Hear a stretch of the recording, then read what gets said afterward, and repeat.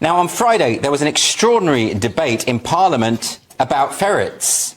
Now, I've got nothing against ferrets. I think looking after their welfare is important. But a 4-hour debate on this one subject, now you might be thinking that something is amiss. So here's Labour MPs Maria Eagle and Sarah Champion. There ought to be further provisions in respect of safety of ferrets that are not set out in the regulations so far that have been said.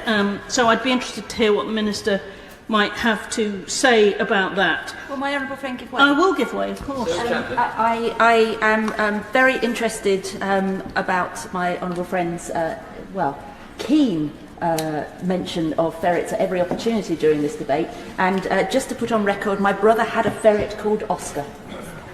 Well, she has that now on the record. I don't really know what else to say about that, except I'm sure that Oscar brought her brother great joy. Great joy, and that's what pets do.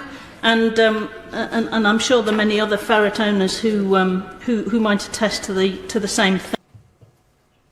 So this was a discussion on the animal welfare bill, which could have been over within 20 minutes, let's face it.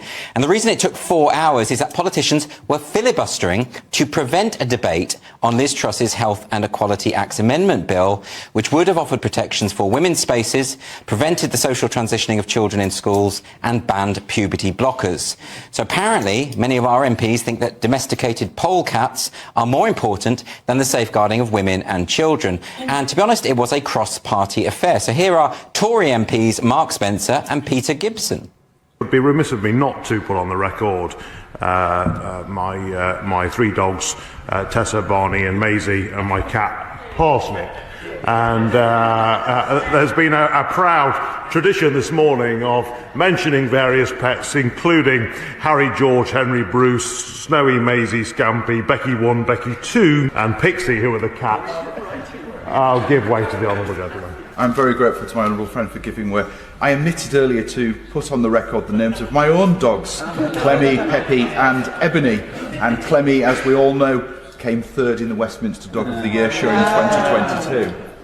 Well, he's corrected the record. There were, of course, 2 ferrets, one of who'd passed away, Rowlett and Oscar.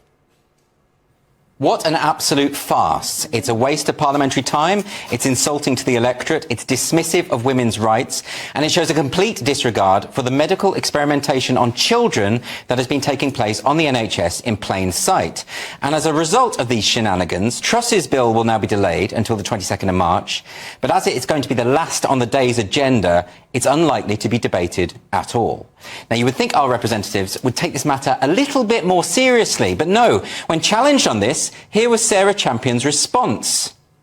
Gotta love a ferret, powerful and full of love. Well, Sarah Champion, perhaps your trivialisation of these important issues might not look so impressive in a few years' time, when everyone has woken up to the madness of recent years. Women are concerned about their single-sex spaces, and children have been medicalised for being autistic, gay or gender non-conforming. Both political parties are effectively supporting a new form of gay conversion therapy. But they don't want to talk about that. They wanted to compare the names of their pets.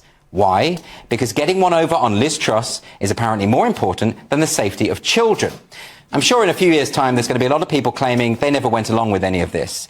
But it's all on Hansard now. So perhaps all the MPs involved in this infantile filibustering might want to start thinking of their excuses now. Because in the future, they might be asked, what did you do about the state-sanctioned medical experimentation on children? Oh, well, we spoke about ferrets.